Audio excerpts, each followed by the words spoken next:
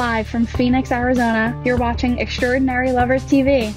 Every week, we cover topics that transform the world and ourselves through pleasure. And now, your hosts, best-selling author and international Tantra teacher, Laurie Handlers, and creator of the Extraordinary Lovers Experience and sex and happiness coach, Michael Gibson.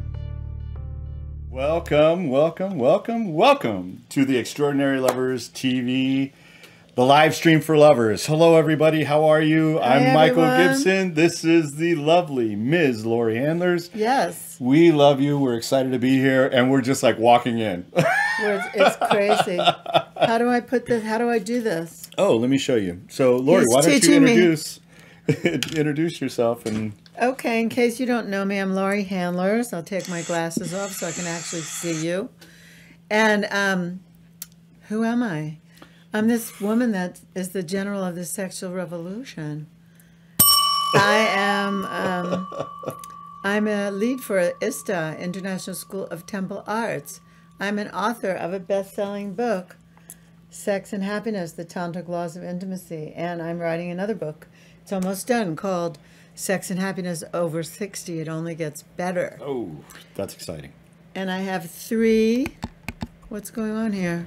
I have three films that I made, a couple of which have won awards in the festivals that they've been in.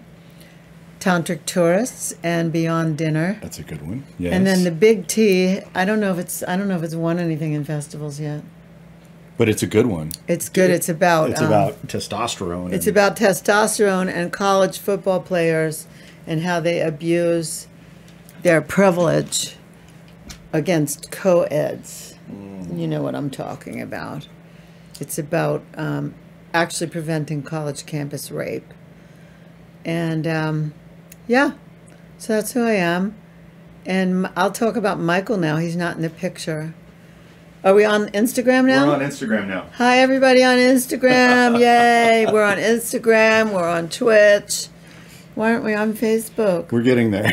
I've been running behind all day. We've been a little late today. Yeah. Someone's on with us on Instagram. Welcome. Hi. Welcome. Yay. Yeah. Thank you for joining.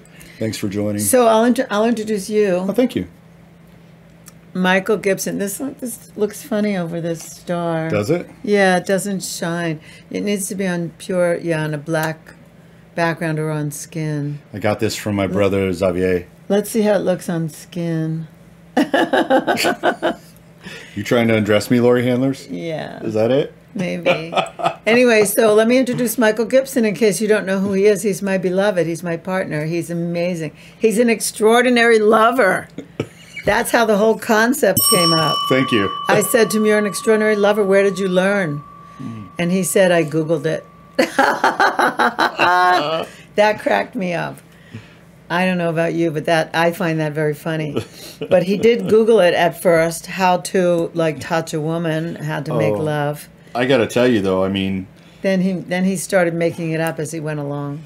Yeah, the truth is that I had a number of occasions where I was good enough. I had actually been good enough to,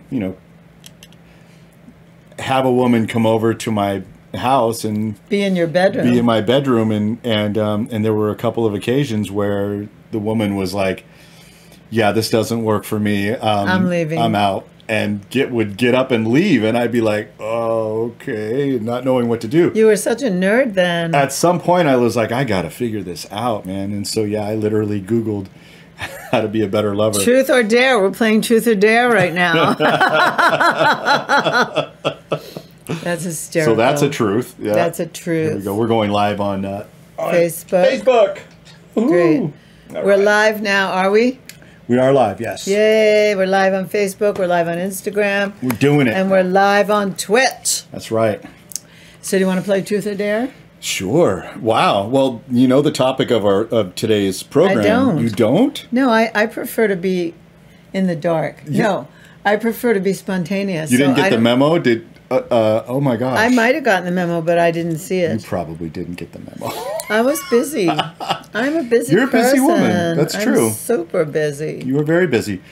So what's the topic? It's pleasure is your birthright. Oh, that's my topic. I knew you would love that. So pleasure is your birthright. That's right. Pleasure is your birthright. I don't know if I coined that term or not. I don't know. I don't know. It doesn't matter. That's a Laurieism. It's well, in your I always book. say, yeah, it is. Yeah. For sure. It's in your I book. always say you're going to breathe, right? So you might as well breathe and squeeze. Ooh. Ah. Ooh. Ah. Ooh. Ah. Ooh. Ah. Ooh. Ah. Ooh. Ah. Hi, Facebook friends hey, what's and up, family. Mitch? Hey, listen, everybody, if you're on Facebook or you're on Instagram, thank you so much Loads for the of hearts. hearts. We love it. Yeah. And if you want to see the whole program, you can come over to twitch.tv.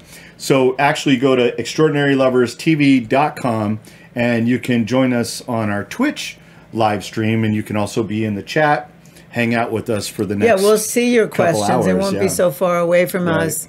We'll be able to interact with you. And also, we have a guest later on the show. Yes. And if you don't know him, you probably want to know him. You're going to want to know him. Yeah, his name is Deva Presence. And he was one of the stars of that show called Too Hot to Handle. But we knew him before that. And he's a dear friend of ours, and he's coming on today. He's now a Netflix, I don't know what to call it. Like, he's like a Netflix star. I mean, He is? That was a big deal. Being on Too Hot to Handle was a big deal. Yeah, and he came on and he killed it, man. He was, well, I don't want to say killed it. He did a great job. He did. I wish I had the video, the footage right so I here. could throw it up and watch have everybody watch it. So you get a people little, are sending us so many hearts on Thank you. Instagram. Hey, Wendy. Thank you. Welcome, Danielle and Mitch. Yeah, welcome to the I for the can't live stream. read it. It's too far away from me. Well, they're all sorry. hearts. They're basically hearts. And I know, love but I you can't read and- who it is. Neither could I. Please come over to here. Come over to ELTV, Yeah. extraordinaryloverstv.com. Yeah. Anyway, so pleasure is your birthright. So do you want to play Truth or Dare about that? Yeah, let's do it. Okay. Do you have a bottle? Can we spin the bottle too? No, I don't Okay, have a let's just do bottle. truth or dare. Truth or dare. No. Okay, ask me a question. Truth or dare? Okay, truth or dare. Well, you have to say truth or dare. Oh, And then I either ask you a question or I give you a thing to do. Dare is always a thing to do. I know, and I always do truth. Okay, so You maybe know it's me. just truth or truth. Truth or truth? Truth or truth. All right, ask me a truth. Have you ever had sex on an airplane? No, No. I have not. I wanted to always join the Mile High Club, but I didn't. All right, chat, you're up. Truth or truth. Have you ever had sex on an airplane? Tell the truth. Hey, Bernie, what's up? Welcome. Yeah, let's hear it. We want to know. Someone's saying yes over here on Instagram. Well, it was they're doing this. They're Hello, waving. They're joining. Have you ever had sex on an airplane? Have you? No, I have not. Like Okay. you, I've always wanted to, and quite frankly, I'm more of a one-on-one guy. Like, I don't like to do it in front of people, and that would have been in front of people and obvious. It would not. It would be in the bathroom. I barely fit in that bathroom. What are you talking about? Who else is going to be in that bathroom with me? Me. No. You're tiny, but I'm bigger than the bathroom, I think. Okay. Yeah, it's always a struggle. It's not going to happen. What's up, Adam? Welcome. It's not going to happen. All right, so... First truth or truth question. Okay, next question. Still nothing from the chat. We're asking folks, have you ever had sex on an airplane? Lori and I are both... no, we're boring. Solid no's. We're boring. Your turn. Truth or truth? Go ahead. You ask me. Yeah, have you ever been to a clothing optional retreat?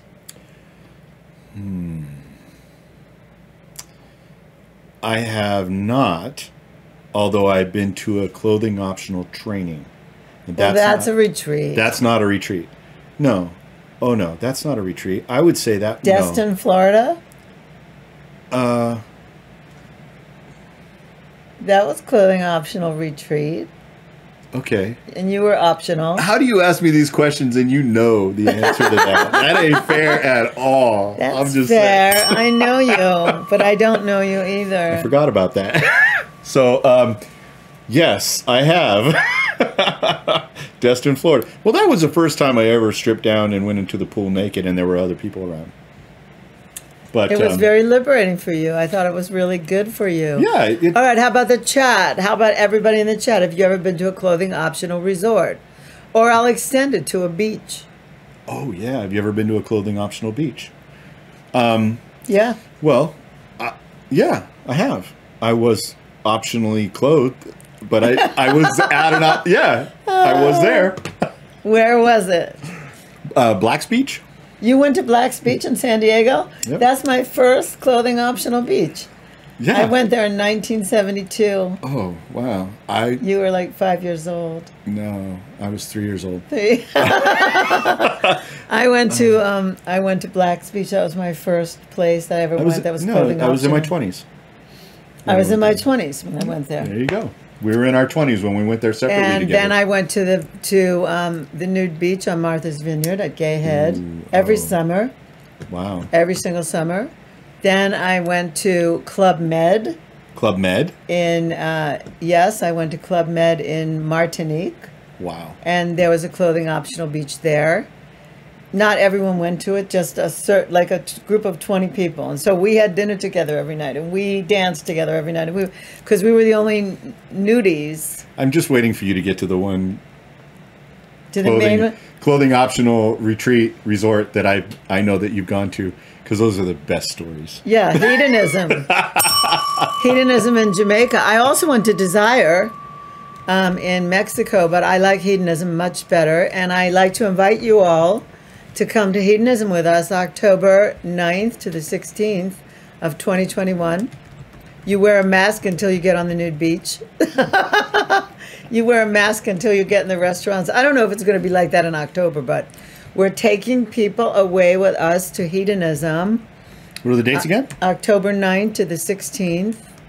And if you want information, you write to Michelle with 2 L's, MICHELLE, at tomstrips.com. And you say that you're with Laurie Handlers. You want to go to hedonism. You have an inquiry about going to hedonism October. If you always wanted to go to a clothing optional, crazy, I've heard there are some stories. Swingers resort. We're not even swingers, but we're going. I love it. Yeah. Like it is a place where anything goes. And so you have to your boundaries get exploded because you're like, wow, I could do anything here and everything's okay. Like I could literally have sex in the pool if I want to, and I'm surrounded by people. Right. That's if you want to do that. I don't necessarily want to do that, but I want to watch everything. So I'm a little skittish, and I mean, I teach guys about sex. Like I teach people about sex, and even I'm a little skittish about doing sex in the pool. You can't wear in the nude pool. The guard comes up to you and says, "Excuse me, you have to go. If you're wearing your shorts, you have to go." They'll throw you out. They throw you out. It's not optional. It's optional in another part of the resort. Oh. But not at the nude pool. Listen closely because there are always going to be fine print. It says there's a sign on a palm tree that Read says the fine print. No clothing beyond this point. And that's what it means. Right. You drop your drawers right there. It's wild. Yeah, so you're all welcome to come with us October 9th to the 16th to hedonism. Hedonism, Yeah. I'm excited. I am excited to go, and I'm a little nervous, and that's okay. Everyone is nervous. Right. The first time they go to hedonism, everyone is nervous, and then you can't wait to come back because they make it feel like this is the home you want. Right. They say to you when you come there, "Yeah, man, welcome home." All the Jamaicans say that to you, and then you're like, "Yeah, I am home. I'm home to my pleasure is my birthright. I'm home to my body. I'm home to not being ashamed to be in the sun in my birthday suit." Right. Well, and I'm excited. I'm excited because I do believe that pleasure is your birthright. Like from the moment that you were born, the moment you became, either the XX or XY was decided in your life, you were a sexual being, and that really does start everything, right? Once XX and XY is, boom, you're a sexual being, and you're a sexual being no matter what age you are. And you're a sexual being no matter what you prefer in terms of your gender. Correct. Yeah. Even if you're XX or XY, like you can change that and you deserve pleasure too. That's right. So, yeah. Anyway, so we're going there. We're probably preaching to the choir at this point. Take a breath. We're going there, and we want you to join us. Yes, definitely. And listen, I have room for something like 10 rooms of people. I could take more. Mm-hmm. You don't have to be in a couple, although they ask you that. Singles can come. Usually the resort is about 80. Well, the resort is only 50% full right now because of COVID. Yeah. But usually it's about 80% couples and 15 to 20% singles. So single men and single women are welcome. If you need a roommate, let me know. There might be some other single women going with us. Yep. And some other single men going with us. Some of them want a roommate, some don't. Yeah, there are a few people some are like, I just want to go all dance. night to get lucky. I'm up all night to get lucky. I'm up all night to get lucky. I'm up all night to We got to play lucky. that song. I'm up all night to get lucky. So we were on at that same venue in Destin, Florida. We were on there. They had a booze cruise, and that was so much fun. And that was the song that got you so fired up. You were like, "Oh yeah, baby!" Well, I was doing Latin dance, right, with Jocelyn. With Jocelyn, and then all of a sudden you were playing rap, and then all of a sudden I said, "Play this song," and you played this song, and you took a video of me, the real Laurie Handler. I got that video still. Yeah, it's a good one. It's on my other computer. Yeah, well, no. Yes, it is. And I have it on my other computer. Otherwise, I would play it for you now. Unless I could find it. If I could find it, then I'll play it. Okay. Absolutely. Well, so pleasure is your birthright. This is a great conversation to have. All right, truth or truth. Going into this next part. When did you realize pleasure was your birthright? When did you first realize that pleasure was your birthright? Well, I think I first accepted it. About 3 or 4 years ago, I finally accepted it. And it happened during ISTA level 2. So before that, it was in shadow for you. It was always in shadow. And, I had opportunities where I would go to clothing optional, like dances, and that's where we met. Oh, actually. I met you at a party. Yeah, at a party. So I would go to these things, but I never felt comfortable taking my clothes off, and I certainly didn't feel comfortable engaging in pleasurable things around other people. It was usually just one-on-one. That's where I would do that kind of thing. There was a lot of shame around being in a group of other people who were also being sensual and sexual. And that kept me from exploring my pleasure a lot. So Poor Michael. Yeah, I'm better now. Poor baby. I'm better now. I'm better now. Don't do that. That's not nice. I'm sorry, honey. I'm sorry. Ask me. How about you? When did you first acknowledge and accept and realize that pleasure is your birthright? In around 1996. Yeah? After I left Landmark Education. Tell me more. I left Landmark and my sex was in my drawer, my desk drawer. So if someone was going to have sex with you, they had to go to the drawer? I just hid it because I felt I had been shamed for using sexual energy to do enrollment. Right. I didn't know that at the time that sexual energy was my superpower. Right. I was just going to say, it's your superpower. So I put it away, and I didn't take it out again until I took Tantra. So my first Tantra class was in 1996 or 1997, I think, 96. And I realized, pleasure is my birthright. I'm going to heal things inside me that haven't been healed through therapy or whatever, through pleasure. And so it was a huge awakening. It was a huge aha. Right. Well, you've said many times that the definition for Tantra really didn't sit well with you at first. Oh, my teacher said that Tantra's definition was expansion through awareness. Right. So if I asked you, like, expansion through awareness, what does that mean? No clue. What does that mean? Expansion through awareness. What the hell does that mean? Tantra literally means to weave. And I say that it means to weave body, mind, and spirit together, all together, like we're all one unit. There's no such thing as separating this from the rest. And so I redefined the definition of Tantra to mean transformation through pleasure. So you seek your pleasure, and then as you're seeking pleasure, not everything that comes up is pleasurable. So your pain comes up, your fear comes up, your shame comes up, your grief comes up, things that have been dormant. And then as you're seeking that pleasure and as those things come up, you get a chance to deal with them. Yeah.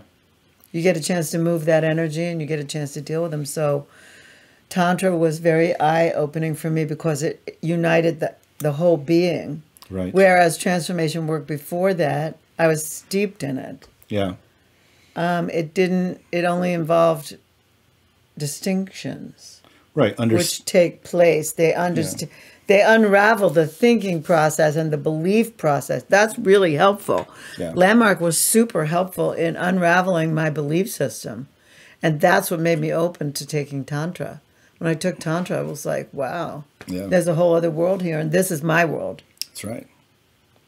Well, I love your explanation, and I think it's really important for people to get that when we talk about transformation through pleasure, and some of the things that you teach, especially in the ISTA program, in your Sex and Happiness book, and in your journeys, and even in Extraordinary Lovers, what we're dealing with is something that is nestled right up against some of the traumas that we've had in life, some of the pain that we have in life.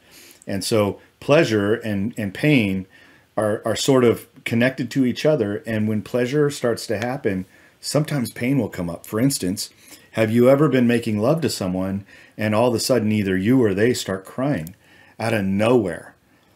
Yeah, has happened. And what's happening, and you'll go, what's going on? Are you okay? Is everything all right? Was it something I said? And it has nothing to do with you. For some reason, during that time of pleasure, during that time of connection and safety in that moment, that person just starts to emote and has tears and has, all range of emotions could come up from it. Well, that's because lots of things.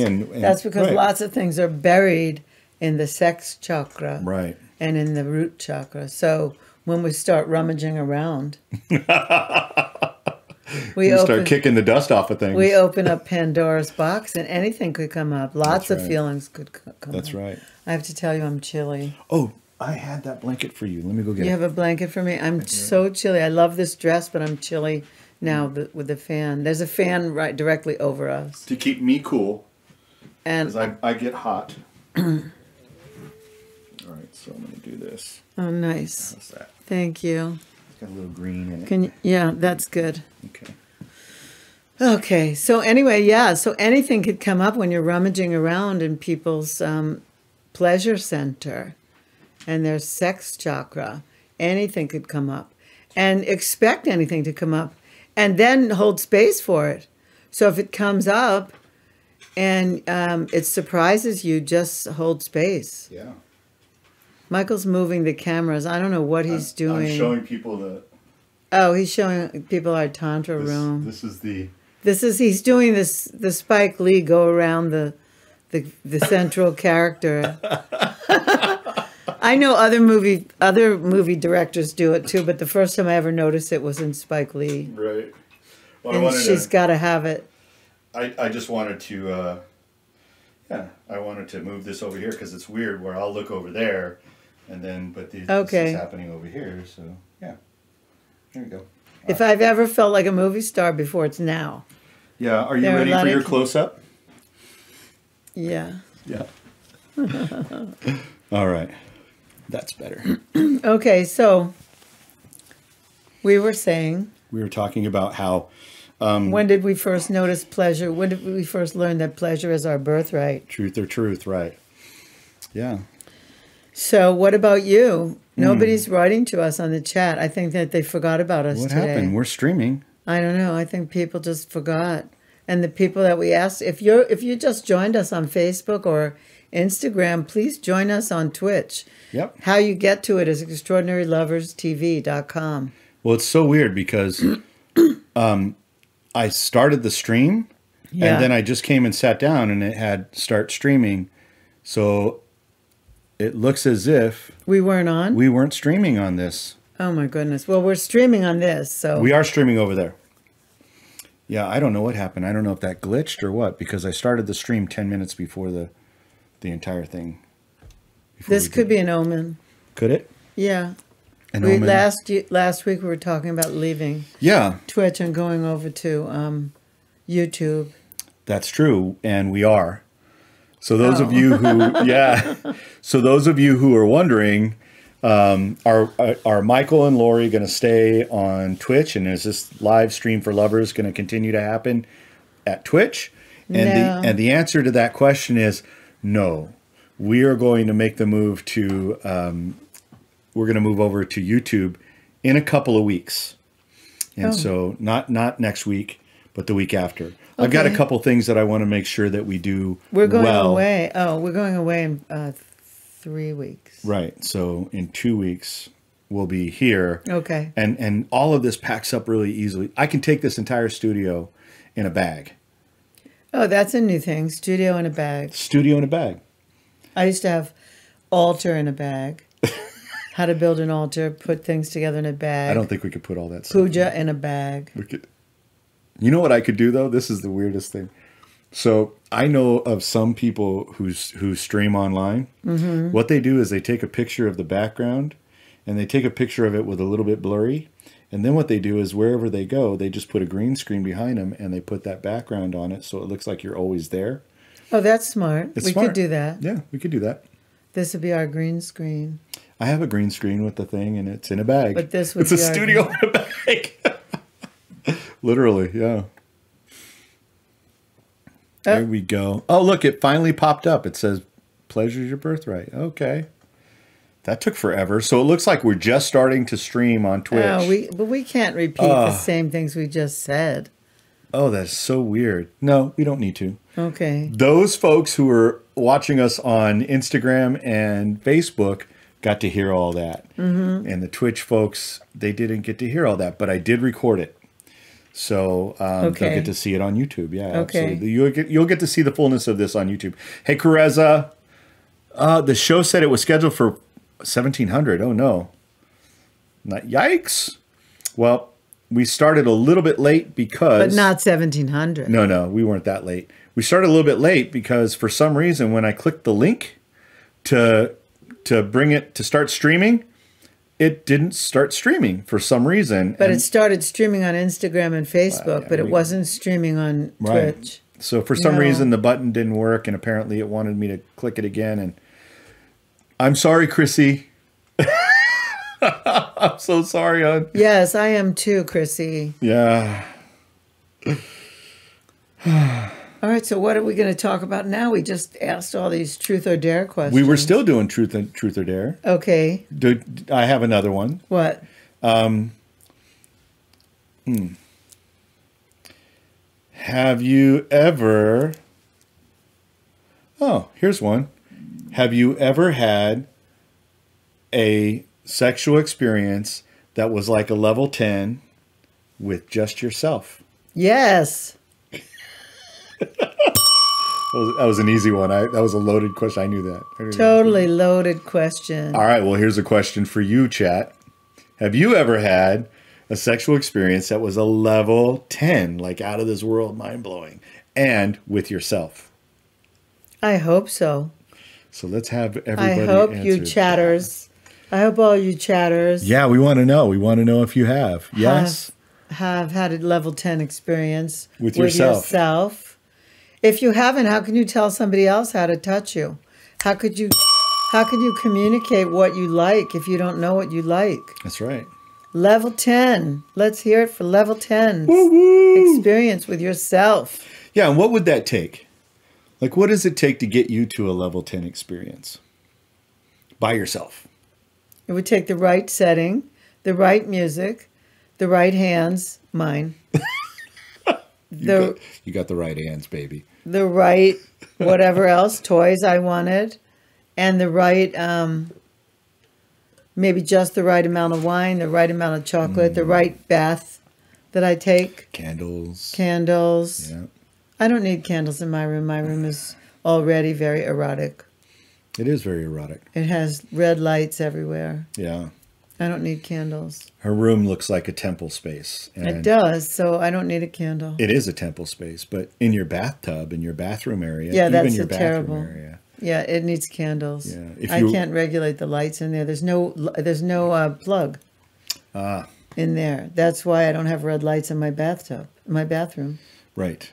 But my other bathtub, I have 2 bathtubs in my room. I don't even want to get started about my room. My room is so crazy. I have 2. My suite has 2 bathtubs in my house. So my other bathtub has really cool lights. Mm-hmm. It has like Vegas lights Yeah. and a mirror over the bathtub. And a mirror. Some people have mirrors over their beds. I have a mirror over my bathtub.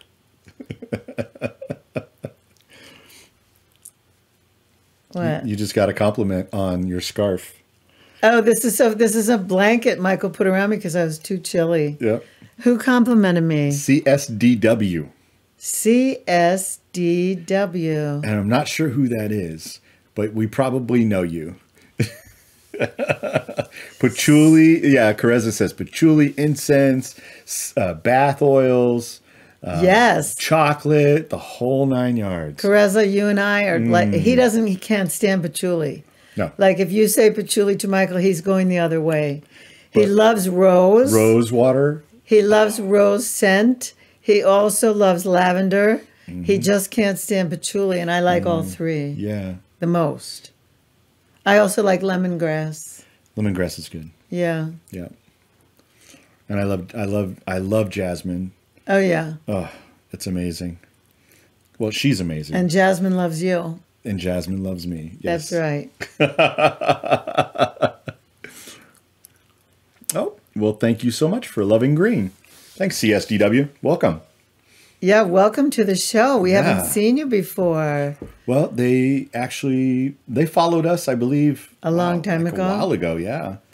So I Okay. remember seeing you before, but welcome back. All right, so the big news for those of you who are now listening to Twitch, and I apologize, the stream didn't work when I clicked the button the first time, and so it is working now. And we have some news to tell you about where we're going. And so Lori and I have decided that we're going to be moving from the Twitch platform over to YouTube for a couple reasons. One reason is that we feel like we have a larger audience base over there. The Twitch platform, we tried to reach out to across channels and see if there was some way that we could reach a younger audience, in their 20s. There's a lot of gamers out there who are playing games right now. People who probably learned about relationships by watching porn. Right. That's what we thought. We thought we would catch those people. We were hoping to make a But difference. we're catching the people who want to be with us, and it's not. Yeah, you are all You're of our our friends. people. We pretty much got you to come to Twitch is what has happened. And which is great, and we love you, and we think that you make a huge difference in our lives, and we want to make a difference in other people's lives as well. And so we think that moving over to YouTube will give us that a broader audience. the broader audience, and right around the age and all that that people will be looking for. So that's why we're doing it. This was an in 2 weeks. experiment, right? This was an experiment. We spent 6 months here. We did. We gave it a go. We are 6-month Twitch veterans. Gave it the old college try. And we didn't do so bad. We did. We have over 100 followers right now on Twitch. And there are other ways that we can actually now, I guess, broadcast or stream to multiple different places. And that's something we're looking at as well. But I think our primary is going to be YouTube. A lot of the reason for that is because that's where most of our videos go anyway. So once we're done here, after this is complete, what Michael does is he kisses Lori and maybe we have lunch, and then I come back in here and I start editing all the video and getting it ready for YouTube. So that's where most of our videos are. But clips. didn't someone tell us? Didn't you watch something with?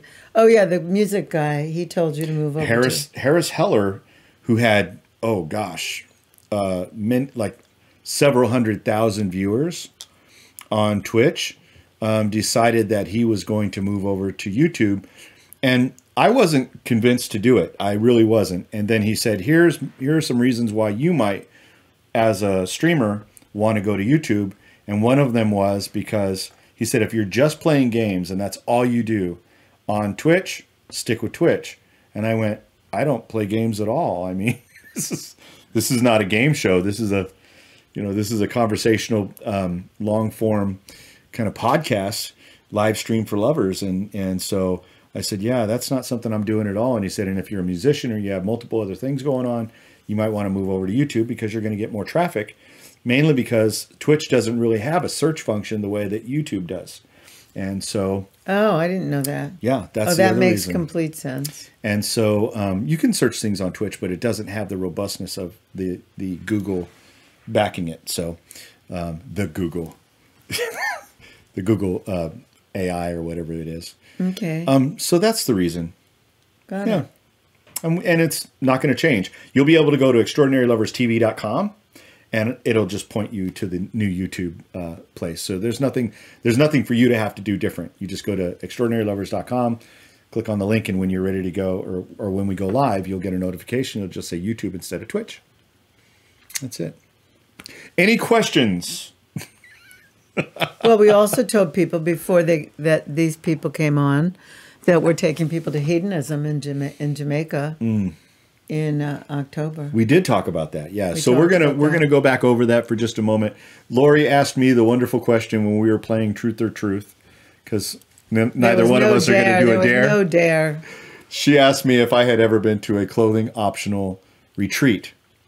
That was what you asked, and I said no, but I had forgot about Florida. Yeah, Florida, and so yes, I have.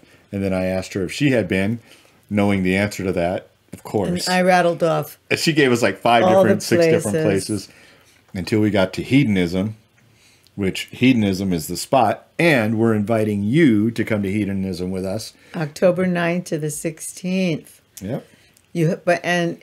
Further up in the chat is where you have to inquire about it. Maybe you want to copy that and put it in again. If you are, who's this?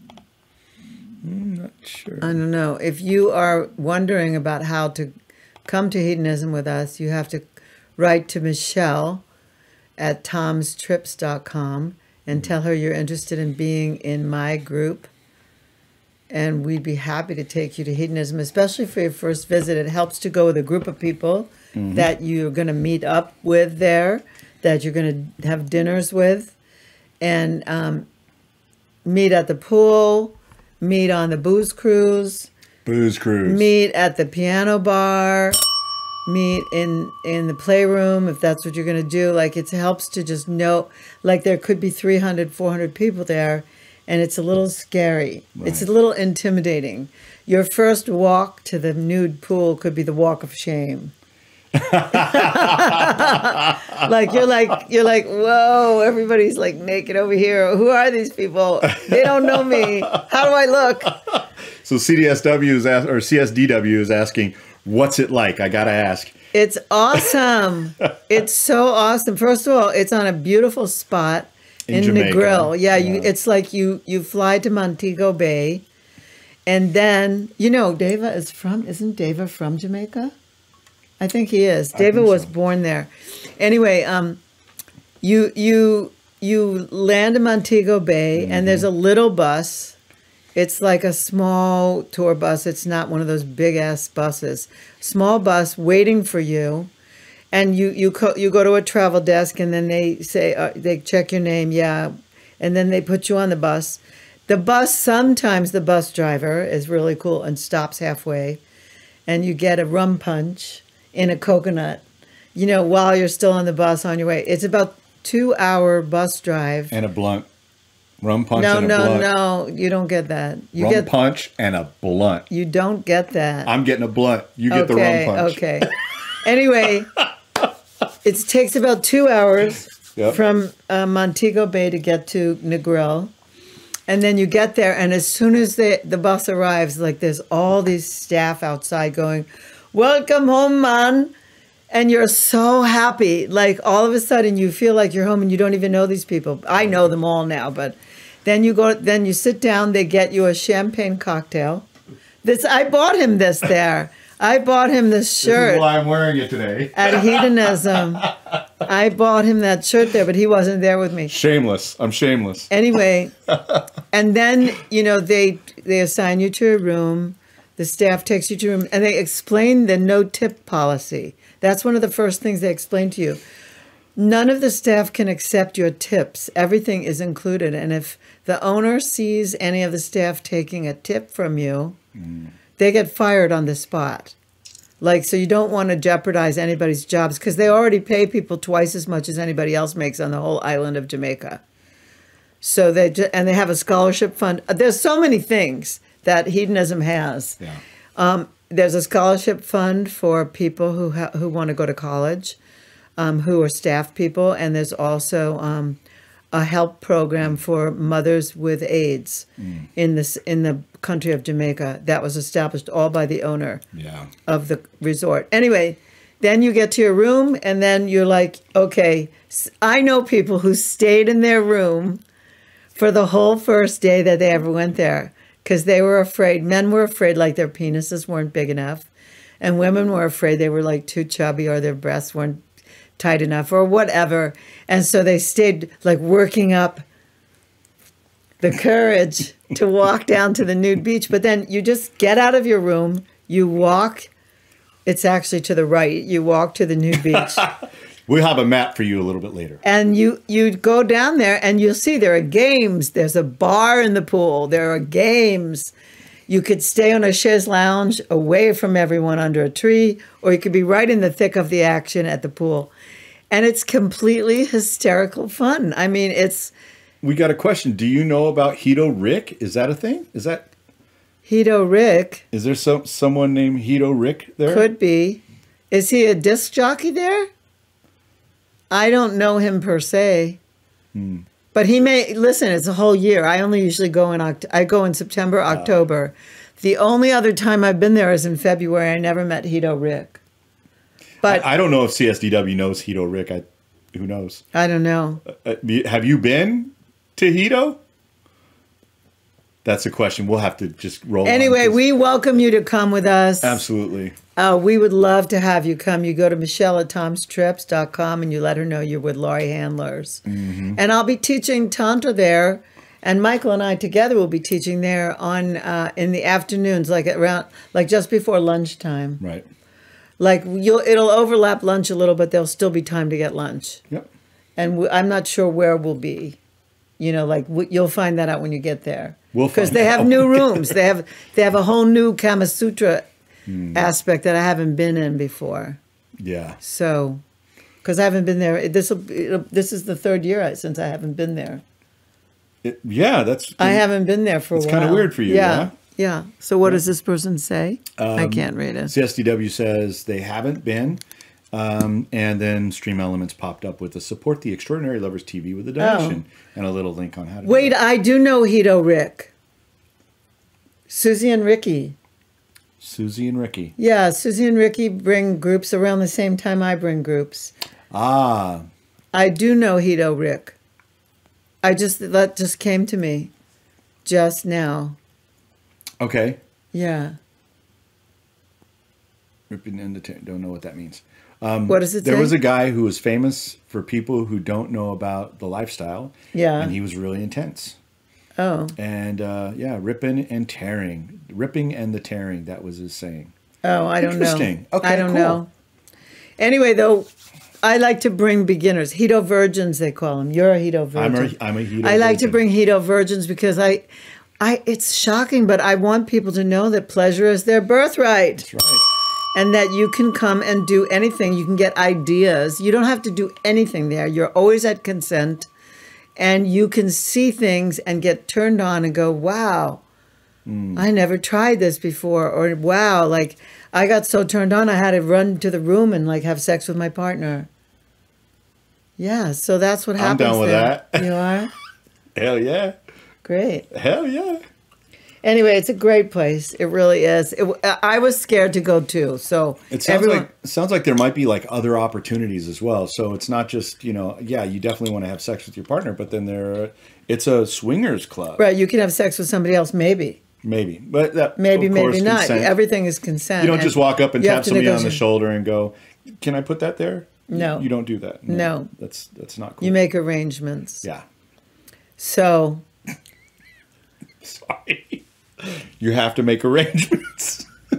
You do. You have to negotiate. That's right. You don't tap people on the shoulder and go, "Can I put that there?" No, actually, 2 men once.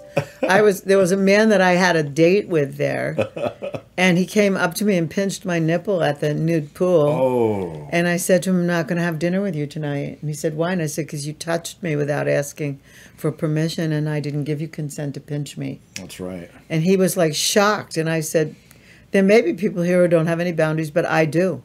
And so I'm not having dinner with you tonight." And then I had dinner with somebody else. Good for you. Yeah. And I like that man. We're still friends. We're friends on Facebook. I haven't seen him in a long time, but no.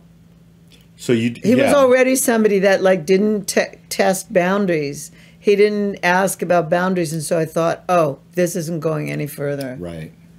No. Yeah. Boundaries and consent are really, really important to me. Totally makes sense. And they're totally important to everybody else, but some people might be inebriated, and so they don't enforce their boundaries, but I'm not. Yeah, you're not one of those. No.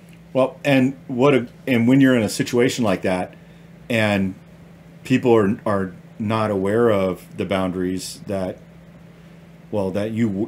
is part of your work. In ISTA and other places. Right. But it's part of your work. But when people don't understand that and then they cross a boundary and then you give them, this is a solid boundary for me, or this is more of a barrier in some ways, I can't do that. Well, this person didn't even apologize. He just said, "Oh, that's different." And I went, well, it is. Yeah. Well, what are you used to? Just walking around pinching nipples? What's the deal? I don't know. It just didn't. It was a total turn off. Yeah. So no, I wasn't impressed with that. That's like women walking around just grabbing guys by the dick with nothing. Most women don't do that. No, I would say all women, 99.9999999% would never do that. Would never do that. Would never even think of doing that. Right. So, no, that wasn't okay with me. I didn't like it. Yeah. And so I didn't have dinner with him. It's not like, it's not like they're buying dinner or anything, because dinner, everything's on everything is included. That's right. So we were just going to meet and go to one of the restaurants together, and I was like, no. Well, and CSDW just said, I didn't even think of this. It happened to me as a man. I've had a guy just grab me by the crotch. My God. Yeah. No. Yeah. That's not okay. Now, here's the one rule. Here's the one ground rule at hedonism. If you're a single guy, you can't go to the playroom. You're not allowed to enter. So the playroom starts at 11 o'clock at night. And if you want to go there, you must be accompanied. Remember when Crystal and I couldn't go to the playroom at Desire Resort because we were single women? Wow. And they said we couldn't go to the playroom and we couldn't go to the hot tub, which was on a roof. And Crystal and I were like, really? They always like extra women. And they wouldn't let us. So that's when our friend Barbara... Right. Barbara said, well, you can go... Here's my husband. You can have him and you can go with him, because I don't much like those things. And so Bruce took us in to the playroom, and Bruce took us into the hot tub. Bruce is great, yeah. Yeah, Bruce was so happy. Yeah. No, so that's one ground rule at hedonism. 2 ground rules. No tipping. Although I'm going to say that I leave tips in the pillow. Lori, stop. They might see this and then hear that, and then I hide ban them. You from I leave them for my maid. And I bring presents to the rest of the staff. I bring shirts. I've given copies of my book, Sex and Happiness, to the whole staff, and to the woman who runs the booze cruise, her catamaran, yeah. Patty. I've signed books and given it to all the staff. You were going to get us in trouble. They're never No, gonna let you're us allowed back. to give them presents, but no cash tips. Can't give them cash. Well, you just... Okay. So we're moving right along. We would love to have you with us at Hedonism in October 9th through the 16th. 9th, right. And we would love just get in But you touch have with to make Michelle. your plans early. You have to make your plans early. And right now, flights are like the lowest they've Dirt ever been. cheap. So this is a good time to... Or if you have mileage. If you're thinking about doing something for yourself... Different. Something different for yourself. I mean, join us. And we're talking to you as well, Instagram and Facebook. So, yeah, those of you who are watching We're there... talking to all of you. We'd love to have you Come. with us. Now, we're going to be going into our second hour here in just a little bit. So we want to let you know that you won't be able to hear the second half of that conversation when we get on with Deva. So what you'll want to do is go to extraordinaryloverstv.com and follow us, and you'll be able to watch us there as we speak live with Deva and really go into his world and find out what he's been up to. And it's been a while since we've chatted with him, so we're looking forward to that. You're going to want to move over here to Twitch and hang out with us. So again, extraordinaryloverstv.com. We're probably going to shut this down on the second part. Yeah, we will. They won't be able to hear anything he says. No, So. it won't be fun for you. We'll have headphones on, that's why. So. Don't put them on yet. You're showing them. They know what headphones are. Nah. Here, look at my little dingle-dangle headphones. She got little earbuds. It's great. Yeah. Well, this was a good first hour, and we talked about pleasure is your birthright. We talked about why it's so important and how Tantra actually has a big part in accessing your pleasure and then also accessing transformation in other ways, including traumas, including pain, including fear. Including shame. Shame. You have to get rid of all that in order to actually have your birthright. Here's the other thing we didn't say, but if you have shame around your sexuality, you've probably shut down your creativity. Mm-hmm. Because your sex is your creative life force, and that's where your creativity lives. That's the way we got here. Someone made us a baby. Two people had sex, and we showed up. And that's a miracle in and of itself. But we have the capacity to make more things. Human beings can use sexual energy to spark things in their cerebral cortex and to declare things. And if you have so much shame surrounding your sexuality, you're probably not exercising your full creativity. And that's the truth. Mm. And that's the part that people don't know about. That's the secret. That's the secret that they left out of the secret. Yeah. That's right. That's right. That's right, Careza. Sex magic. That's right. Mm-hmm. So true. Yeah. Okay. What does it say? He said something, but then the mod, and I'm not the mod, so. The moderator took it off? The moderator took it off, yeah. Oh, were you censored? I think he was. Okay.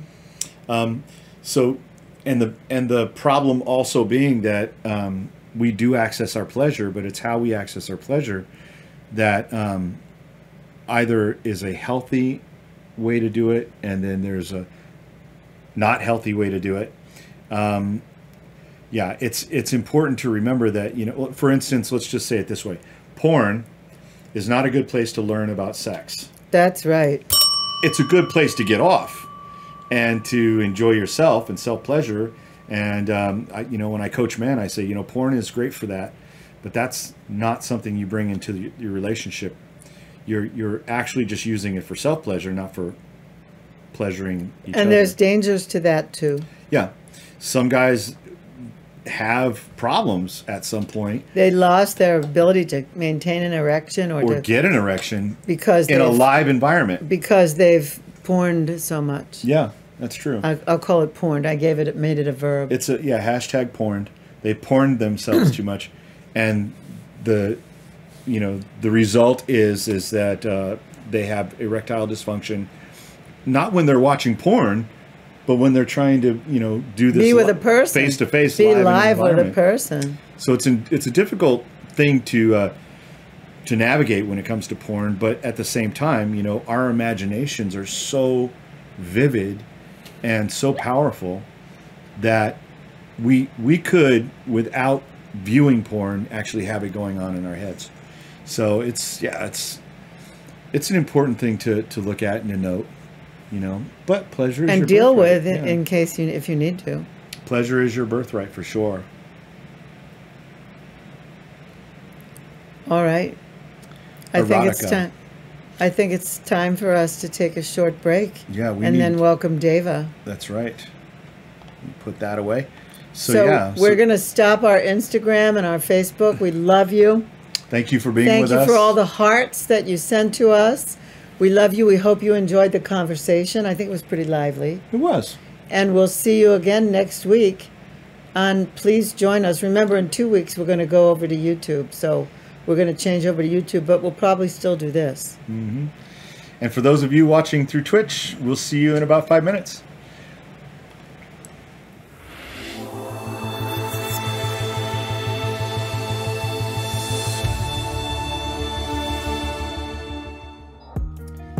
All right, we're coming back live here. Hello, everybody. Hello, hello, hello. So good to see you, my brother. Deva, how are you, man? So nice to be back with the two of you. I'm doing Yes. very well. Yes. Trying to get as extraordinary as the two of you are. Well, we love you. We missed you. And yeah, it's been a while. We were supposed to see you in Mexico. That's right. We were Yeah. supposed to be there live at the end of the year, at the end of 20. When was it now? At the end of 2020. That's right. And then we didn't end up coming to Mexico. That, you know, it's not because, I'll just say, we would have come to Mexico. It wasn't because of COVID we didn't come. It's because, well, it sort of is. I was having eye surgery, and they told me if I left the country, the physicians told me that if I left the country, they would make me wait extra quarantine time to get the surgeries. So since we saw you last, I had 3 eye surgeries. And, you know, it's literally takes a month for her to get back to normal. Oh, this has been more. This last surgery Yeah, has been so this last surgery has taken her well over a month for it to actually get to the point where she sees pretty well. where in I that could eye. drive. And the next eye, that one's coming. I'm not doing it till after the summer because I want to Right. swim. Right. Anyway, that is why I was afraid if I went to Mexico, that would jeopardize my surgery schedule. I didn't want that to happen. So that's really why we didn't come, because we weren't afraid. Right. We were not Gotcha. afraid. Yeah. Yeah. Wow. So, And Thank you for that update. yeah. We're not afraid of the COVID for a couple of reasons. One of them being that, you know, we found that there are some viable medications that work, and they have very high effectiveness against. And we're not taking the jab, The COVID, but we're not which going to is- get into the whole politics here. Well, I like to share with people what it is. It's ivermectin.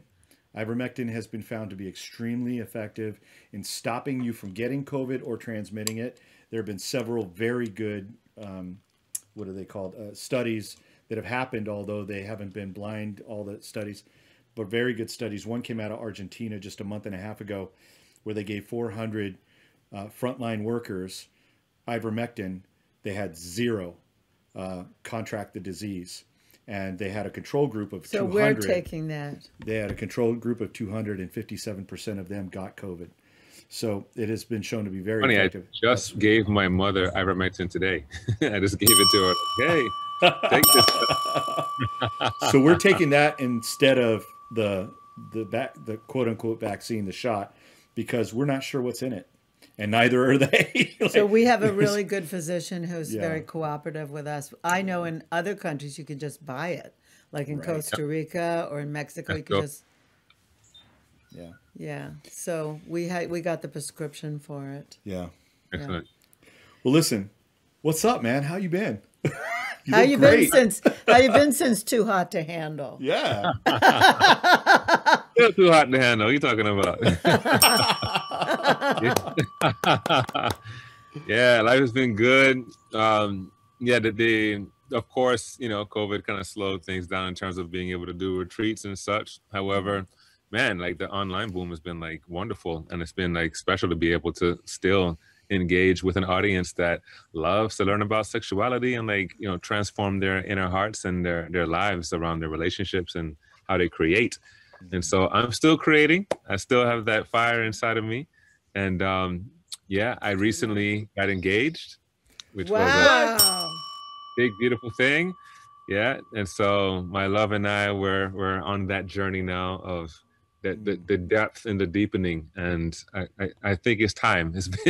I've had many relationships, and it's really time for me to deepen my connections. And so I created an anchor, and I said, will you be my beautiful bride? I sang this song to her, and I'm choosing to maintain that anchor for a long time to come. Well, congratulations. Wow, congratulations. I remember when we were in Mexico 2 years ago, you said to me, how am I going to meet somebody who really gets me? And I said, we had this whole conversation about it. So you obviously have met somebody who really gets you. That's yes. so great. That is so beautiful. It is so good. Yes, yes. Well, she's a grad, and so she's really about that deepening and that shamanic, you know, sexual journey. And so we've been having some beautiful growth together. Also a breath worker, beautiful breath worker. Well, yeah, and congratulations. And can we ask who's the lucky girl? Yeah, you're gonna meet her. You're gonna meet her in 2 weeks. I am. She's coming here. Woo! Yeah, she's coming to Arizona, and she's gonna visit. That's exciting. Okay. Yeah. All right. Yeah. Oh, you can also check her out. Leah Barsher is her name, and her work is phenomenal in terms of breath work. If y'all haven't done deep breath work, whoa. Mind blowing where you can go with that. No need for any drugs, psychedelics, just breathe deeply. It's amazing. Yes, absolutely. You can create a DMT release just through breath work, just through doing circular breath. That's amazing. That's so great. Well, so she might be somebody we'd like to have on the program. Like, no kidding. You know? Yeah, absolutely. All right, so let's do this, because I want to dive right into what you've been doing, what's up next. I put a couple questions together for you. And the first one is this. What is the primary focus for improving our lives?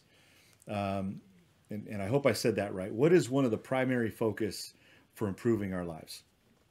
I love that. Wow. I feel honored even being asked that question. Asking that question is like, whoa, mind blowing, you know? So thank you for like even receiving a suggestion that I would put out there.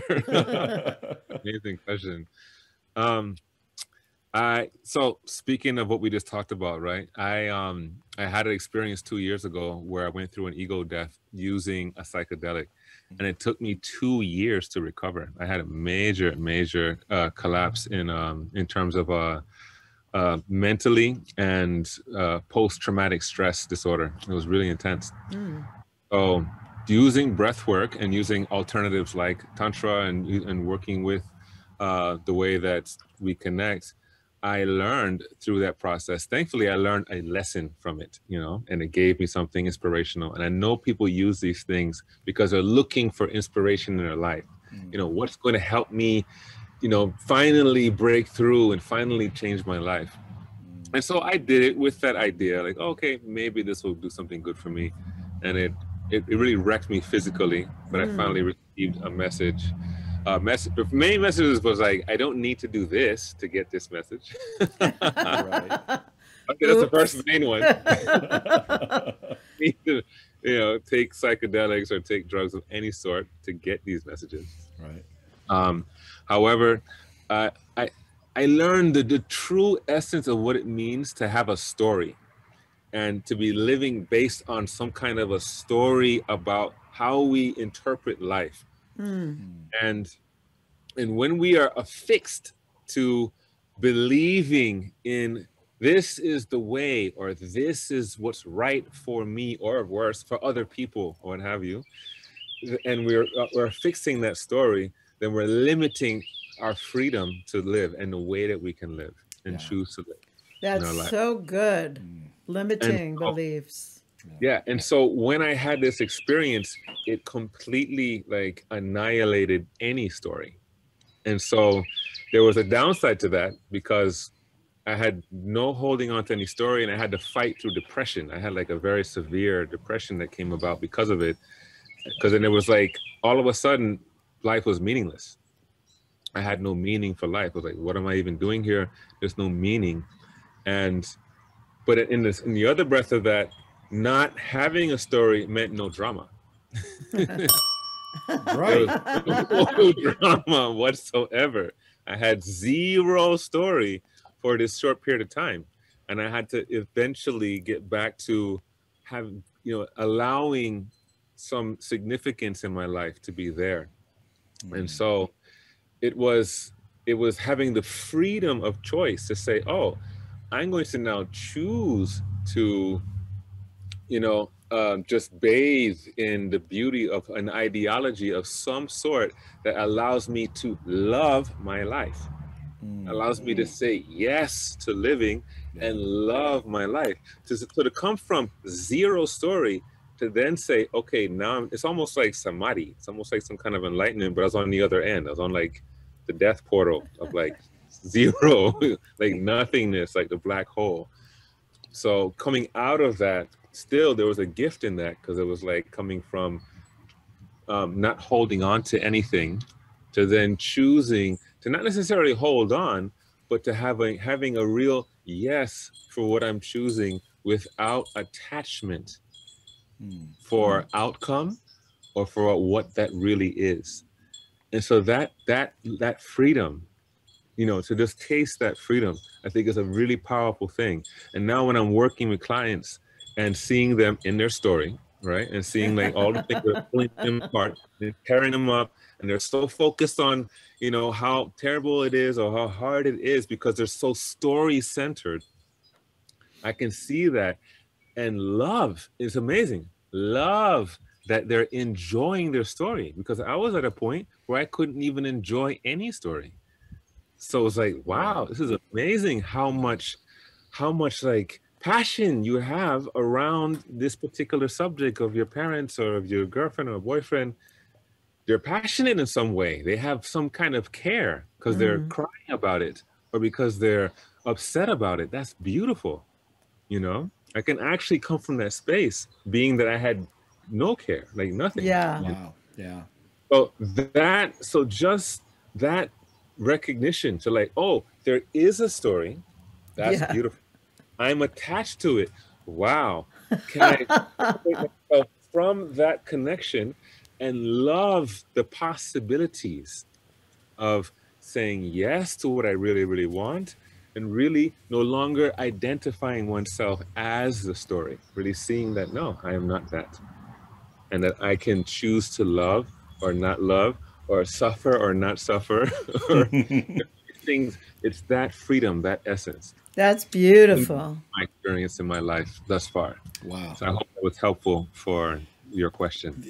Well, it was a great answer. I'm and it was a great experiencing you question. as very, very deep right now in this moment. Like I'm experiencing you, how deep this transformation has been for you, bro. Wow. Like you're a whole new level.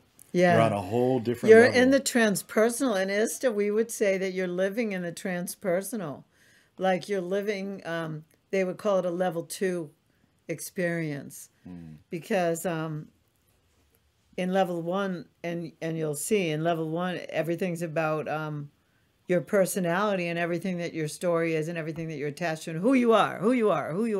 And then in level 2, we kill you. And we kill people and we say, like, you're going to spend 4 days in the underworld dead. And like, you can't be attached to any of that. You don't even have a name. Yeah. And so I get it. I mean, I receive you. Well, we both do. I mean, I'm not if you don't, tell me, but I think you really do. Like, we both get it. And that's so deep. And it's so, I mean, what you're talking about is like half the world's suffering is because of that story. Yeah. Now the passion is there, but you can be passionate without being attached to the story. And like, I think that's what most people come to transformation for find themselves in Tantra or find themselves taking ayahuasca or whatever the thing is. They're all looking for something, some answer. And the answer is really, you know, like how attached to your story are you? You know, like, and are you willing to just look at that for a minute? Yes. So that's beautiful. That's so, I loved it. It warmed me all up. Yeah. Yeah. Thank you for receiving me. And thank you for that. Yeah. What a great question, Michael. What else you got for him? Well, the other question, no, this is really good because what's a common challenge you see people face when it comes to sex? Okay. Yeah. The number one common challenge is that specifically speaking to male-bodied people or just men that love women, the number one common challenge is that they don't want to look at what's really going on. And that was me. I grew up, and I'm just going to be very like raw and vulnerable here. Like I grew up like really, not, I wouldn't say machismo, but definitely chauvinistic and not seeing the subtleties in that. And I didn't have like this, I'm great in bed. As a matter of fact, I had the opposite. I had a lot of insecurities. So I learned how to like use my hands really well and like do these kind of wonderful things.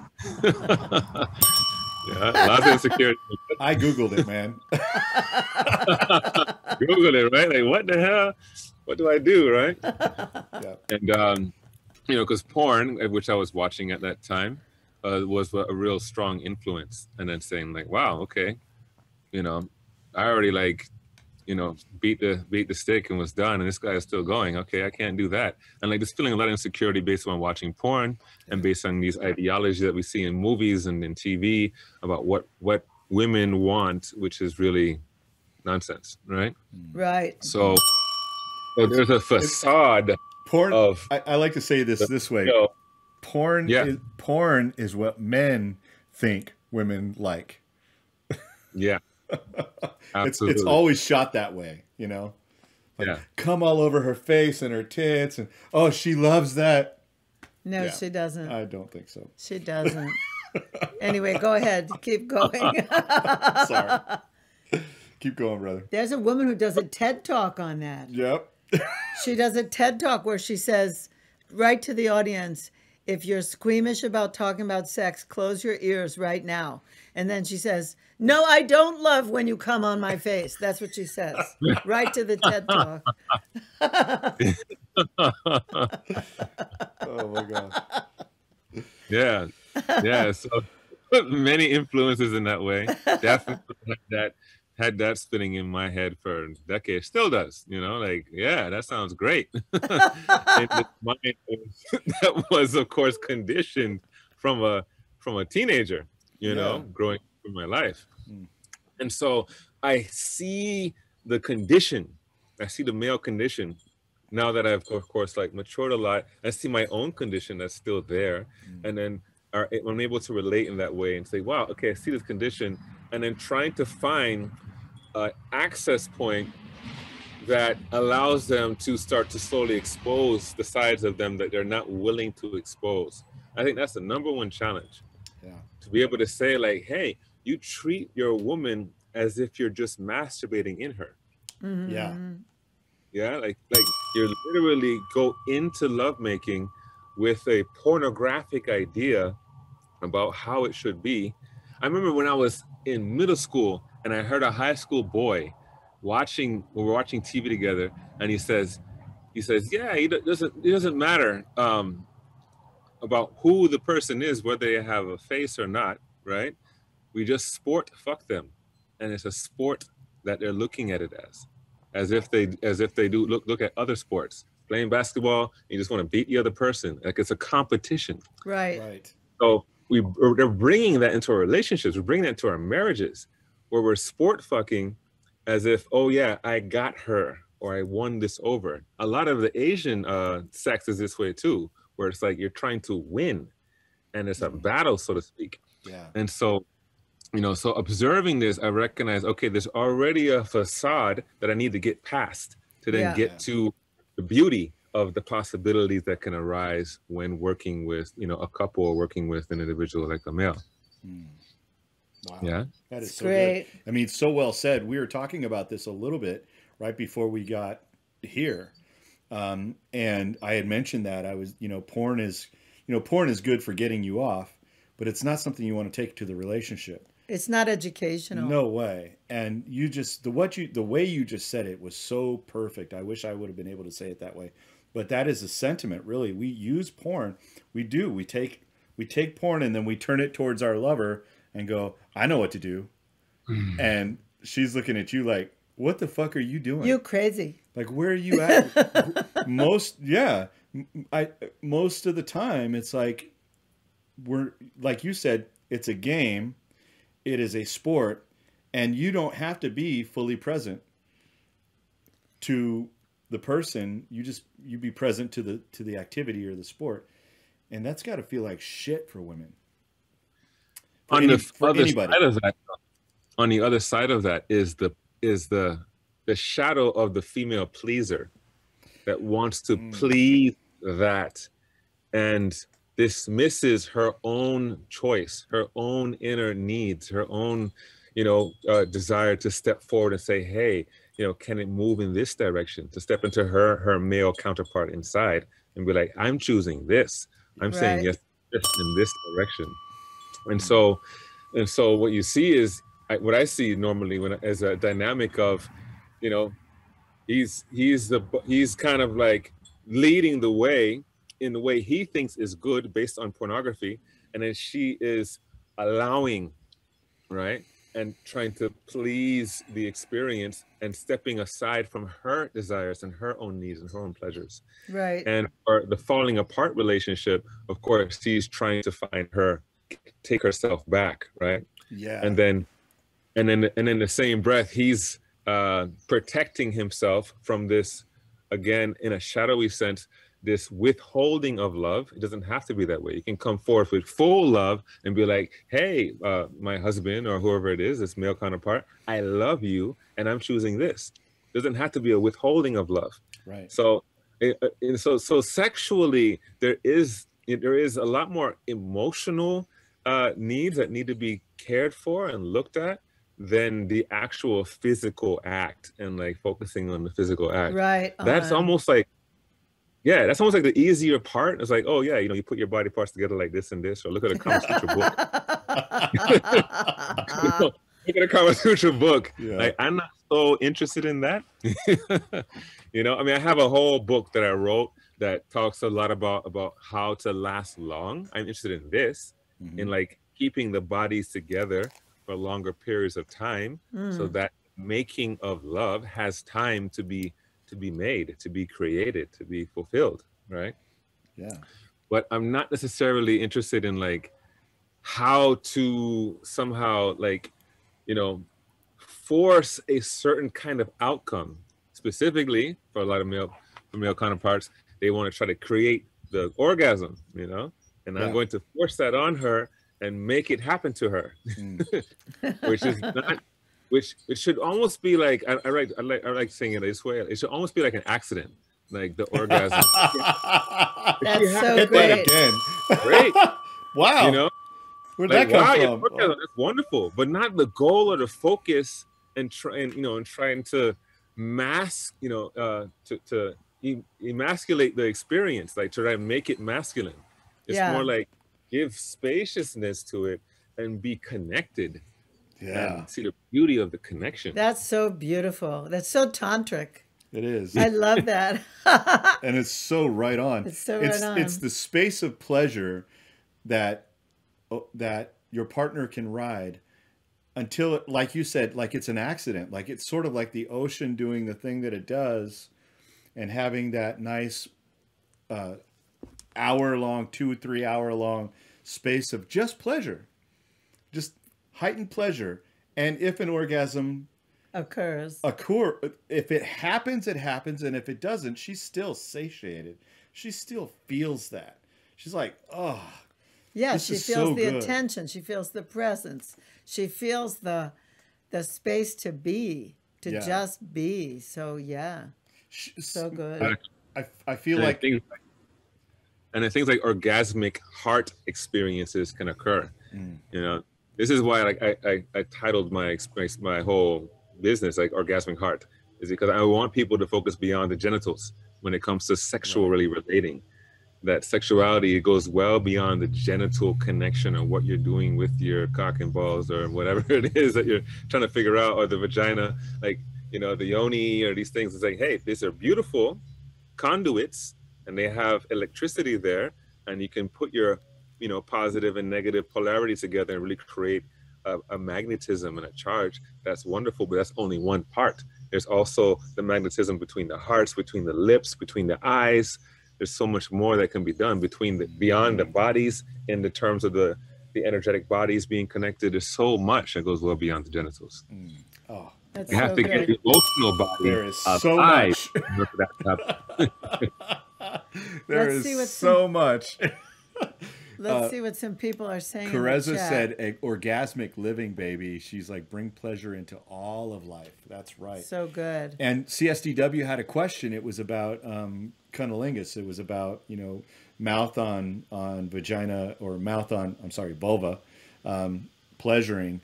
And what are some, you know, those techniques and ways to do it. And that's something I love to do. I really enjoy getting down to business. But you don't, here's the whole point of what Dev is saying, and also Yeah. the point of what Michael would say is, CSDW, just so you know, they're saying, don't worry about technique, be present, and when you're in the presence and you have spaciousness and you're available to make love, you will discover what your partner or any partner wants. You will discover it based on paying attention, as opposed to thinking you know something about something. Like, like, don't know anything. Go to the bedroom with beginner's mind and you'll have a better time than if you know something. Like, really. This is no joke what these men are talking about. This is no joke. Like, you could do tongue exercises. You could twist a cherry stem together and do that thing with the tongue and put your tongue into a shot glass. Who cares? Do you know what? Like, in the long term, I won't care about that. What I would care about is am I being touched the way I want to be touched? Can I slow him down a little bit? Can I speed him up if I want to be sped up to? Can I pull his head into me? Can I? Is he available? Is he available to listen to my body and to what I want? And if he's not, like, I don't care what he knows. All the cherry stems in the world are not going to make me want him. Just saying. It's true. I mean, I know people who can do that. I can't do it. I mean, I can twist a cherry stem into. You can? But it's not something I did to learn how to lick a yoni. It was something I did because somebody bet me $1 I couldn't. Awesome.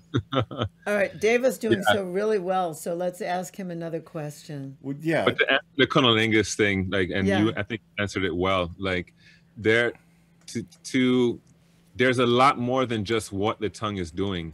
Is he connecting to you with your eyes? Is he paying attention to your body? Are you sharing with him, oh, I really love that. Please do more of that. Are you giving him the signals and the cues that are really, like, good for you? And, like, make it an act of discovery. Like Lauren was saying, like, make it an act of discovery.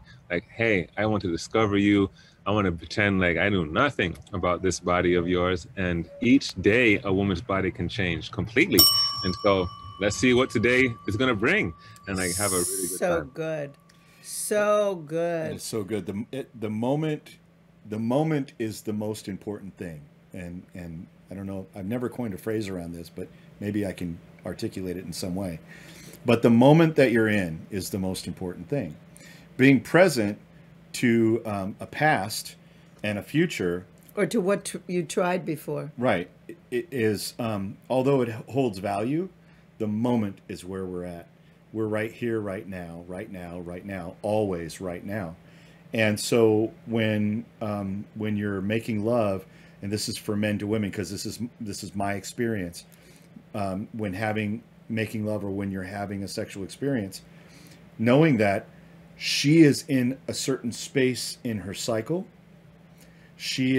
Every woman is different.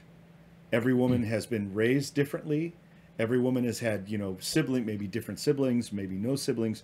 Every woman is different. Every woman has a different need in the moment. Some women have been traumatized. Some women have been traumatized and worked their way through it. And others have been, are in a place where their needs have not been met in an emotional way, although their sexual needs get met all the time. And so to be an extraordinary lover, what I tell men is, you've got to be present to the woman you're with. It's so vitally important. I could teach you technique all day long, but if you're not present, you may use the wrong technique at the wrong moment and cause trauma that you didn't intend to. Right. So it's important that right now is what matters. I have to shake that off. Yes. Wow, so good. Yeah. And then you just mentioned, Michael, men, learn about female cycles. Learn about the seasons. Season spring, summer, winter, fall. Learn about what happens in ovulation. Try to be an expert at this, because it will change your relationship drastically. Where you're like, okay, she's coming into fall. There's some emotional changes here. I got you. I'm here for you. I can give that space that you need, and just work with it rather than making it a problem. Really see beauty in cycles and the changes. Yes. That's so good. It's natural. It's nature. I saw a cartoon. I have a friend who's doing a campaign called My Little Yoni, and she makes little yoni dolls, key rings and stuff like that. Like My Little Pony, but My Little Yoni. And she's brilliant. You can look her up on Instagram, Ariel White. Anyway, Ariel made a cartoon this week on Facebook where it showed a guy watching TV, and there was all this violence. There was guns and there was blood everywhere, some of the shows that we see on TV. And then there was a picture of a pad with a little blood on it. And the guy was like, oh my God. That was the most clever thing that I've seen. It's men will go all over the place to watch shooting and fighting and blood, but a little blood on a pad, and it was oh, that's terrible, that's disgusting. That is fucking hilarious. I saw that this week. Wow. So you two are... You gotta send me that. I gotta share that one. That's some funny shit right there. My Little Yoni on Instagram. She's awesome. She's really awesome. So what other question did you have for him? Well, I got one more. These are written down, so yeah, that's what I know. Forgive me for being so. Michael prepared for you, Deva. That's an honor. A lot of times we just shoot from the hip, but he prepared. Yeah, and Deva, you've been working on, you've been creating programs. You've got a lot of stuff going on in your life right now, and I want to give people access to you. So, what is one of the best ways to explore your work more deeply, and how can people be in touch with you and really find, connect to you? Okay, great. Yeah, let's dive in on this. Yeah. I absolutely love, and when I say love, I mean love being able to work with people one-on-one or in groups. And every time it's an honor. I still feel it. And I've been 15 years in front of groups, right? And I still feel wow, even if it's one person, I'm wow, this person is here, and they're sharing their vulnerabilities with me so openly, and they want to dive in and learn more, and it's an honor. It's just amazing. Yeah. When I see them come out and feeling alive and feeling love and feeling, breaking through with tears, I'm wow, it's always amazing for me. It never gets boring or tired. You can contact me anytime. Hey, I have something I really want to work on. I am here, 100%. Beautiful. Yeah, 100%. The ways that I usually show up is like this. I have a site. It's called orgasmicheart.com. Very simple. Michael's putting it in the chat. Yeah, and on my site, I have my free offer, which is called The Amazing Lover. And what that does is it gives you free videos as well as a full booklet that goes into the female body people and how they can learn how to explore the depths of their pleasure and bringing it alive. Most of it was written based on my teachers, my female teachers. So it's not a male telling a female how to be. I learned it from my female teachers. And they told me what's up, and then I tried it, and I was like, "Oh, that works." So I shared it with a woman and said, "Oh, that works." So it's not from me. This is something I learned. Yeah. Right. Yeah. And it's been a very beautiful and insightful to help females on that side of things. And there's a whole other side that's for the male body. Yes, I'm a male body person, so I have a lot to share around that. And it talks about lasting longer, which I definitely couldn't last long. Give me 30 seconds, I'm done, right? That's completely changed.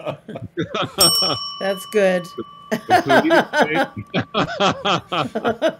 Over the years, and I have methods that can be helpful. There's about 20 of them inside of this book, and I have, of course, videos as well that you get for free.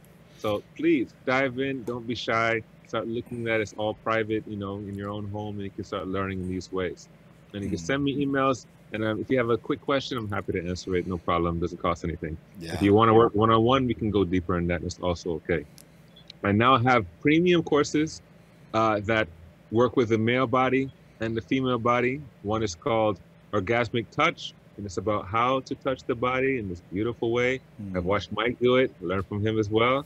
When he was doing a demo, I was like, yes, okay, this is how you do it, It's a wonderful thing, and very important to know how to touch, and how to touch slowly, how to touch with dedication and with devotion. It's very important to learn this skill.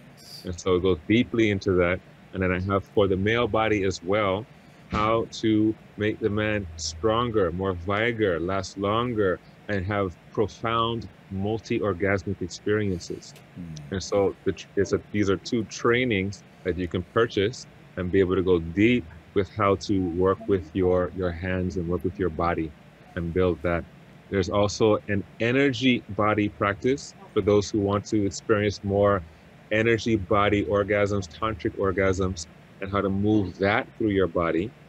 That I love because that was like the next level. The first level was like, hey, get your physical on, learn about how to engage, sexually. That's beautiful. And, and really fine tune that and create the subtleties. Eventually, the subtleties go beyond the body. That's right. And when it goes beyond the body, oh my God, it's like a whole new world opens up in terms of how you can explore with one another. And there's no more getting bored. I mean, you can certainly learn a lot more from Laurie Handlers about like 50 and beyond, and in terms of like keeping your sex life alive. Definitely. And one of them, certainly energy body and being able to move orgasmic energy beyond your genitalia. And I try to speak literally. I'm not really a tantric or, in this way. I mean, I've learned a lot from tantra teachers, but I try to speak very frank and very literal in order to get people to really know this from a sense of like, the average American would want to know, that doesn't go to yoga or go to, India and like meditate at a temple. You can do bioenergetic body practices, moving your body. Very simple, nothing spiritual. Just move your body, work with it. Maybe you'll have a spiritual experience. You don't have to approach it in that way. Right it on. doesn't have to be esoteric. You just kind of move your body and feel your energy. Something as simple as this is like the easiest thing you usually do. You can feel your energy and get accustomed to that, build a relationship with that. And as you become intimate with your energy body, which is just your energy, it's like nothing esoteric, you'll be able to then move that energy in the body, breathe that energy through the body, and have magnificent experiences beyond anything you could ever imagine. And since that's happened to me, my life has changed dramatically, and that's why I share it. This is so good. I mean, we actually, you're answering questions that are popping up in the chat, and as they're asking it, like you're actually answering the question. Magical manifestations, huh? Really great. Like you got it going on. Seriously. And one of the things that got asked recently or just now was, really talking about what our partner wants and needs, and then what they love, and you're alluding to it. You're leaning into it, but I want to step on it. I don't want to just lean on it. I want to step on it and deal with it. And that is, how do you know what your partner even likes? How do you know what your partner wants? Right? Having those conversations, or being able to somehow intuit, because I think for the most part, my lover loves it when I can intuit what she wants next. And but I think the part about actually knowing and getting an answer or finding out from your partner, what is it that they like or want, and how do I get there? How do I get them there? I guess is the question. Making sure that their pleasure, that they're getting the pleasure that they desire, and I'm not just coming and then we're all done. Could you speak to that for just a moment? Yes. To actually even sum up and finalize everything on orgasmicheart.com. Yeah. To speak to this directly, there's a heart warrior training, which you were mentioning from the Two Out to Handle TV show. That's right. The heart warrior training is to help you get out of your own freaking way. Yes. We get out of your way. We've mentalized way too much. How do I do this? What technique do I need to do? And all these different things. And if we just work on ourselves, become a bit selfish in that way, in that sense, right? Like, I'm going to work on me and get my shit correct. Can I cuss? Is it okay? Yeah. Get my stuff correct, right? Once I'm correct and I'm clear and I'm heart-centered, right?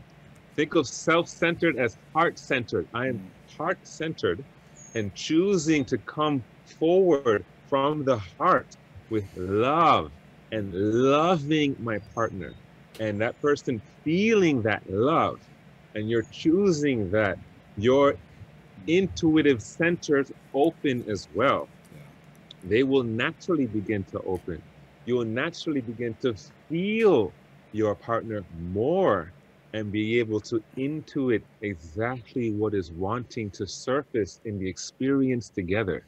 Enjoy the beauty of what is being formed between the two of you. So it's even almost no longer about you or your partner, but about what is coming, what is evolving from that moment, from that experience in that moment. But you got to get yourself correct.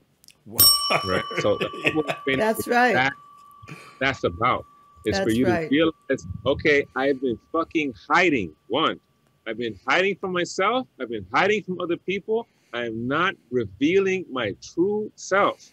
And really dig deep and find, where is the bullshit?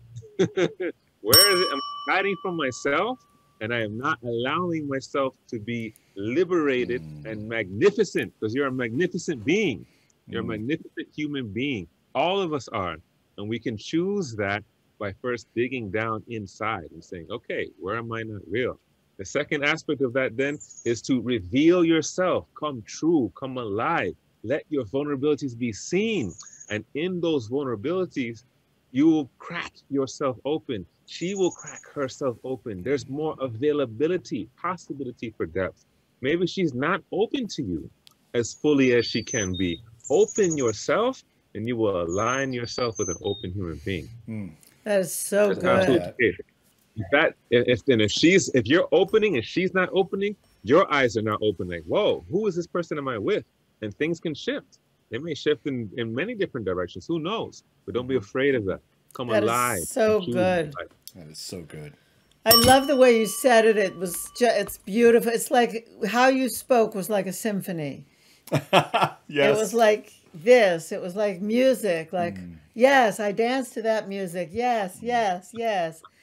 I got to tell you, for me, when I first left like the corporate world and I started studying Tantra, like the first day I had experiences like that. It didn't take long.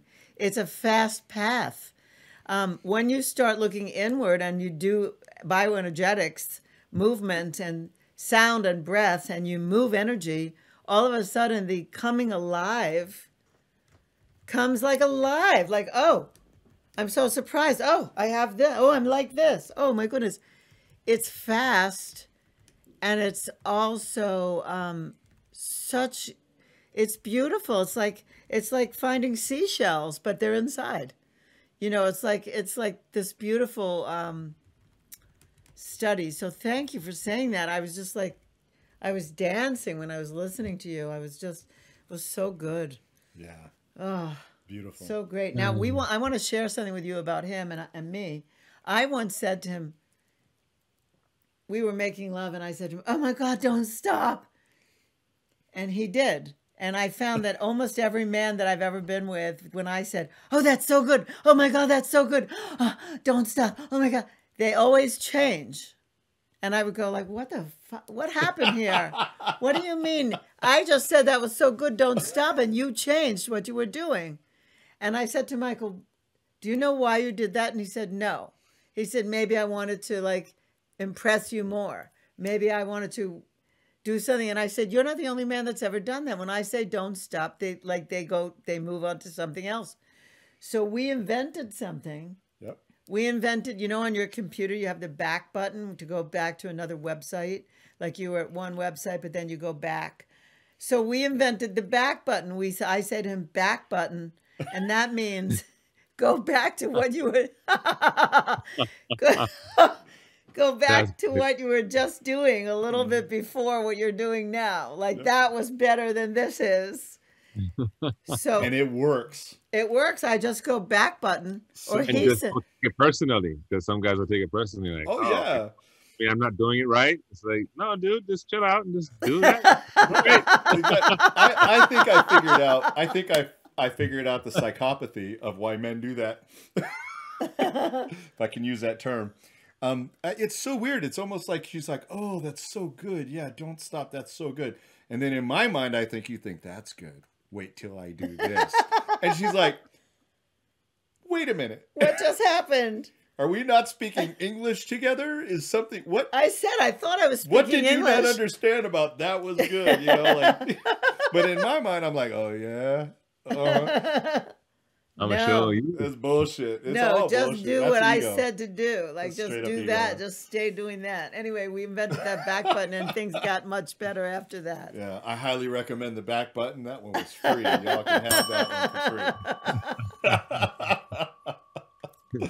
Anyway, Oh, yeah, what you said is so good. Yeah, that's it. That's it. Whoever's listening today to us, to all three of us, and whoever catches the replays of this, right, is going to get or has gotten such a gorgeous download. Like, it's like, you know, I don't know if you believe in God or you don't believe in God. I'm not such a big believer, but like God was just speaking to you. I'm just going to say that. You just got a download that, like, you know, Deva put it in such beautiful terms and such an easy way to get it. Like, to stop focusing on yourself, to start focus on yourself for growth, and then get to some growth, and then share yourself with somebody and focus on them. So good. So beautiful. Good, yeah. Really gorgeous. Well, so, that's all because life is meant to be like a field of flowers, heavenly showers of love, dancing in the wind for hours as the powers above motion me to move within, metals akin to a spectrum of light, a reflection of diversity in colors and heights, like the sun in blue skies, shining ever so bright, a radiance to behold and receive in sight, flowing nectars of life, butterflies in delight, sucking sweetness from stems and spreading pollen alike, roots hugging the earth, earth loving the roots. As the soil life brings life to every shoot, another flower is born. Let that flower be you, and bloom into your beauty and begin anew. Oh, so good. That was beautiful. That was a gift. Wow. We have to go in a minute, so that was like the cherry on top of the icing, on top of the cake. And a cherry on top of that. That was so good, Deva. Thank you. Thank you so much. Thank you so much. Oh my gosh. You can't wait to see you all soon. I know. We love you. We miss you. Well, we are. So just so you know, at the end of the year, we're coming to Mexico, like in November, and we're going to be. We have 3 workshops, and then we're going to be traveling around looking for where we might want to locate ourselves. So we are coming to you. Mexico. We're coming to you. We're going to Cancun, to Cabo, to Mazunte. We're going around like we are looking. We are looking. So, yeah. So expect us. We will spend quality time. Absolutely. I really hope that we can do the ISTA training with you and at our place as well in Mazunte. Excited for that. Yeah. So that would be coming back a month later, which is awesome.